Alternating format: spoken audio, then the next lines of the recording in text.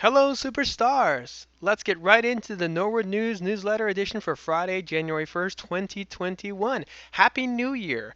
I think we can all safely say that we are relieved to put 2020 behind us. Here's hoping to bigger and better things in 2020.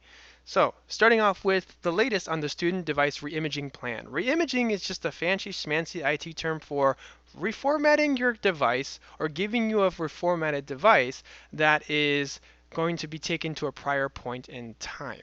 So this is just part of the steps that the county is taking to be extra cautious and to be sure that they have done the appropriate steps post ransomware attack.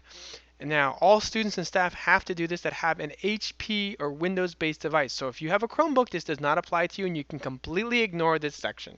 But for HP carrying devices like EliteBooks and Revolves, what you're going to have to do is if you haven't already had your student go to receive a reimage device or have their device reimaged, it's okay. They will have another opportunity starting after the winter break.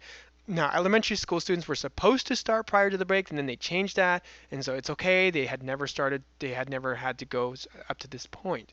But just refer to this document here. I know it's been a little bit confusing, but they are updating it. It's a live document, and if you are scheduled to go based on your zone to a specific school, please go to that school and that school only. If certain grades are scheduled to go a certain time, please go during that time. So just follow this document. All updates are going to be stated here. Come read with us. We hope you join us for the next installment of our Bedtime Stories series. The last one was just prior to the winter break, so thank you all who joined us for that. The next one is going to be held on Tuesday, January 5th, 2021 at 7 p.m. Now, the next readers that we have selected are going to be Ms. Szymanski, Ms. Hoer, and Ms. Kruger. So students can join by connecting via Google Meet using the code Norwood Stories. All together, no spaces, Norwood Stories. We hope to see you there.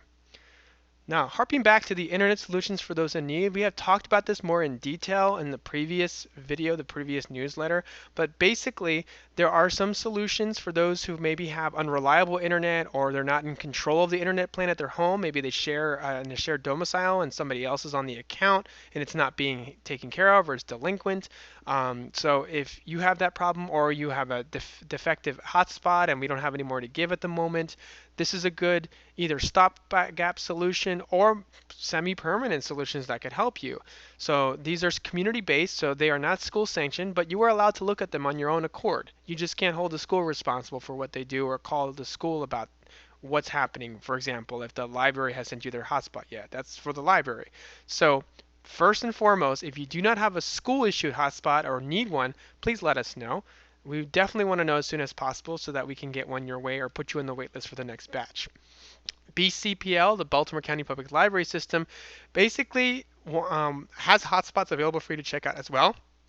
And you need to have an adult account with full privileges with a card and account number to be able to do so. And it's simple. You just go to the online catalog and you type in hotspot Verizon Jetpack as the keywords in your keyword search and you'll see that come up and you click on it and you'll see the availability for all the different branches, whether they're checked out or they're in or on hold, and you can check one out that way and have it sent to your local branch. It's very convenient. If you already have a library account from an adult in the family, you are set to go.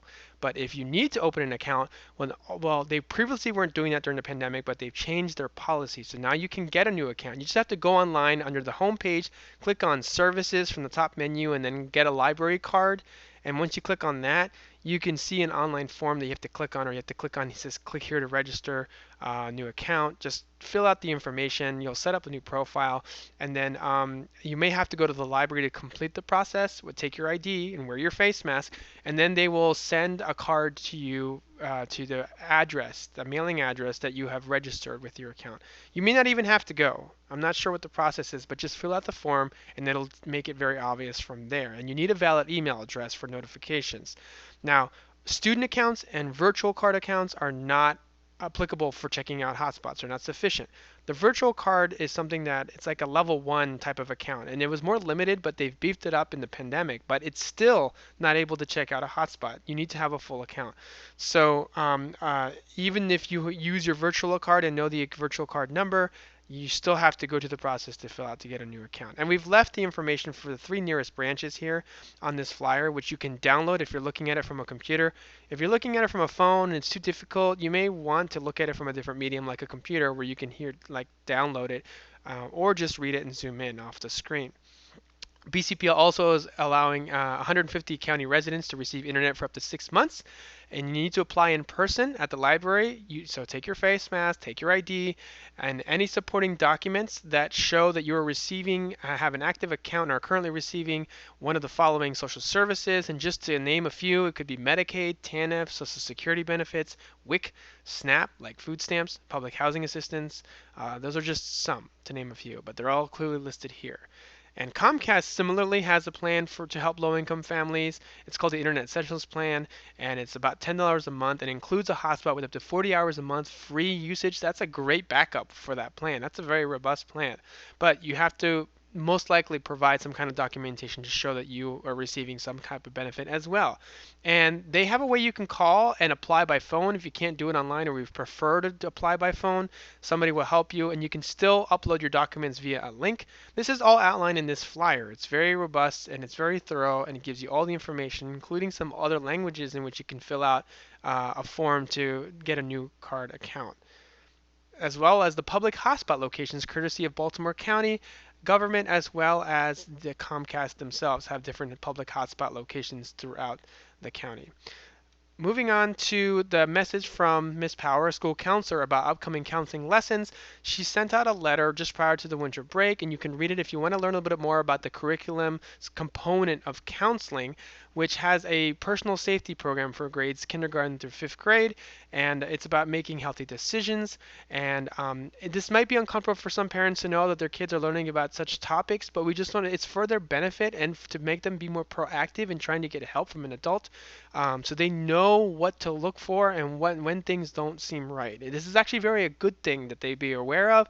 But if you have any questions, please just contact Ms. Powell. She's left her information in the letter, and you can also contact the school and we will reach out to her. And lastly, we've talked about the Aliza Brandwine Center, which is known as the ABC program. It's a caregiver to child school readiness class for children from birth to 5 years old who are zoned for a Title I school. And being a Title I school, Norwood does have a program that meets virtually at the moment on Tuesdays. And if you have any questions about that, well, not only can you click here to be taken to the website, and that has a flyer for the current year, as well as an informative video that you can watch, but you can also contact Barbie Pohlman, and her information is going to be included here on the newsletter as well as in the description of this video. So that is it for this edition. Again, hope you had a fantastic winter break. Happy New Year, and welcome back. And let's get ready to keep on learning.